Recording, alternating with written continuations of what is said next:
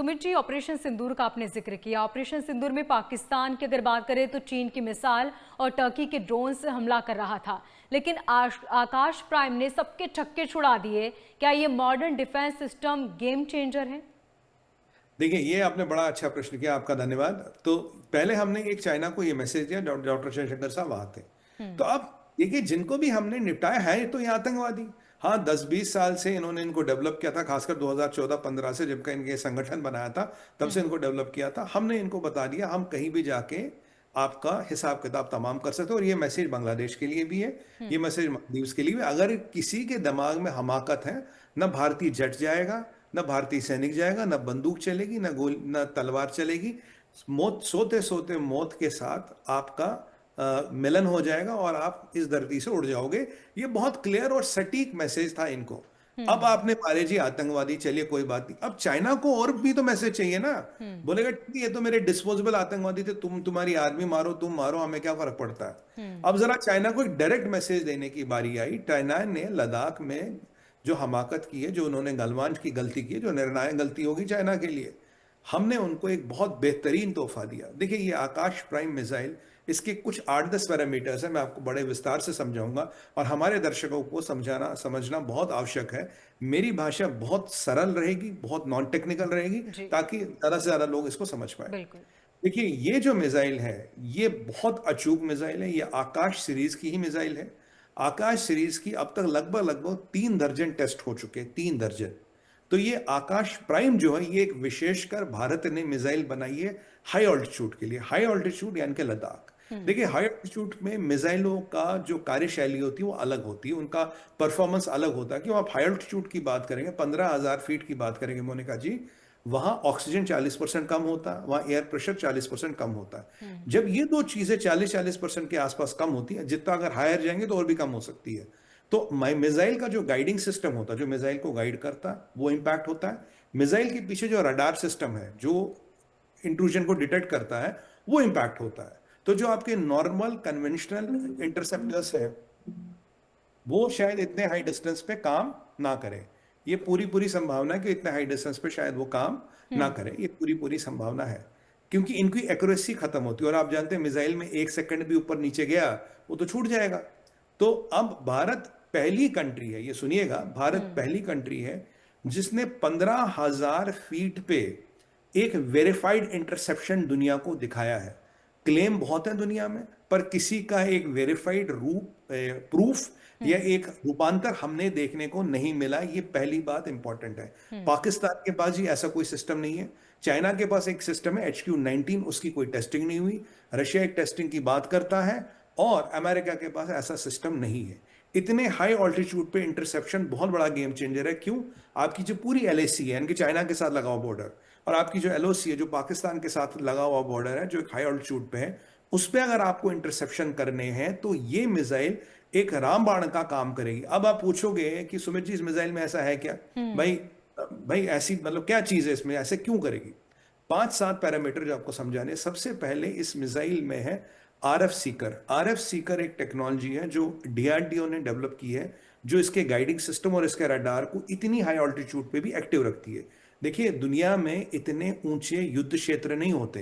अगर आप इसराइल में देखेंगे तो मतलब सब हमास, हिजबुल्ला सब एक सतह पे है, राइट। अब ये रशिया यूक्रेन देखेंगे तो बिल्कुल लगे वैसे।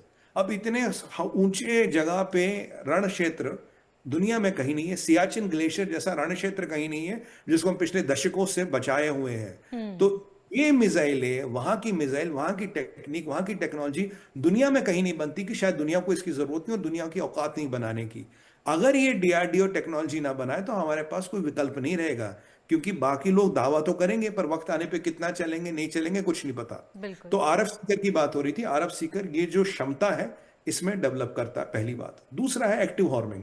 एक्टिव हॉर्मिंग का मतलब आपने मिसाइल चला दी, अब ये टारगेट है जी, अब टारगेट आपको डॉज कर रहा, कभी इधर भाग रहा, कभी इधर भाग रहा।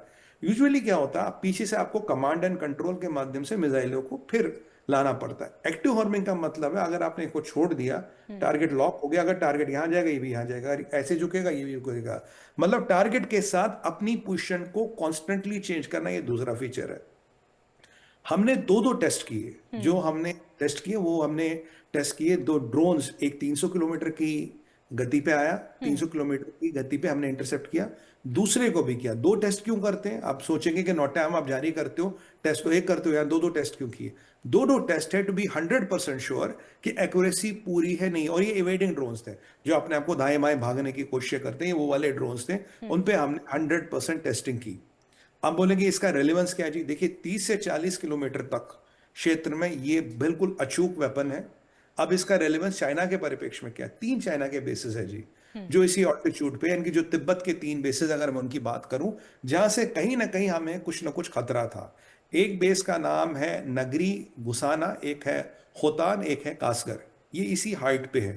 तो आज मैं आपको बड़े विश्वास से कह सकता हूं, भारतवासियों को सुन के गर्व होगा, आज ये हमारे आकाश प्राइम के किल बॉक्स में आती है, उसकी हिटिंग रेंज में आती है। चाइना की 3 बड़ी बेस है, पहली बात।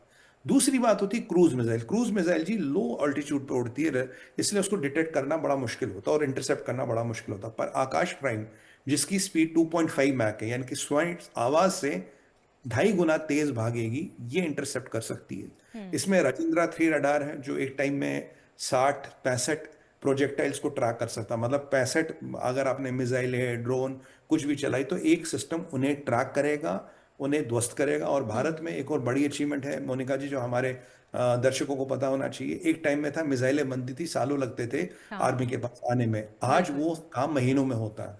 और अगर युद्ध जैसी परिस्थिति हो तो शायद उससे भी जल्दी हो जाए।